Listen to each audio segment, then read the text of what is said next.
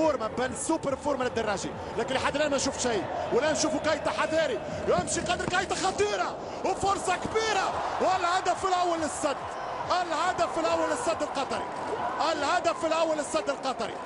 هنا بن شريفيه رجع كره، والهدف الاول لمامادو نيانج. هنا الكره اهداف.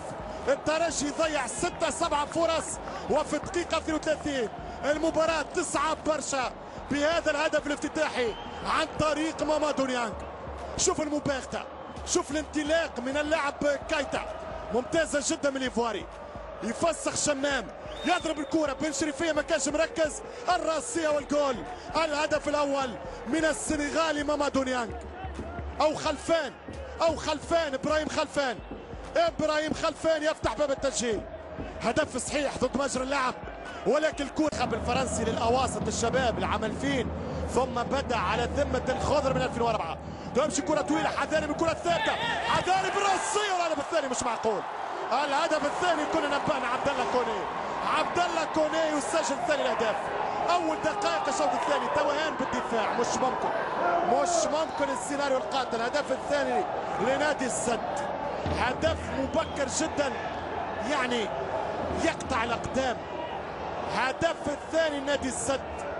كنت ننبه على المخالفات يا اخي، مش ممكن. شوف الراس طلع وحده، وشوف الكره الاخر وحده.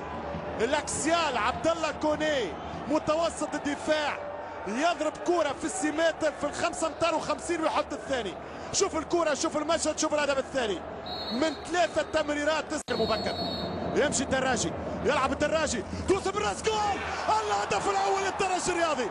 الهدف الاول للترجي الرياضي. ستشاهدون ترجي اخر، ستشاهدون كتيبه اخرى، ستشاهدون جرينتا اخرى، ستشاهدون اولاد تونس بطريق الجرينتا. هدفين لهدف من سجل اول اهداف في المونديال للترجي الرياضي التونسي. قلت لك الكرات الثابته، واحده كانت من بالحاج، وهذه كره، وهذه الراسيه ملمسها حتى اظن دراجي لمن ساكتب الفيفا. وشمام خليل شمام. هدفين لهدف من سجل الهدف لم تلمس الكره في رايي. خليل شمام يدخل بوابه التاريخ ويسجل اهداف الترجي بالمونديال. هل مس الكره دراجي؟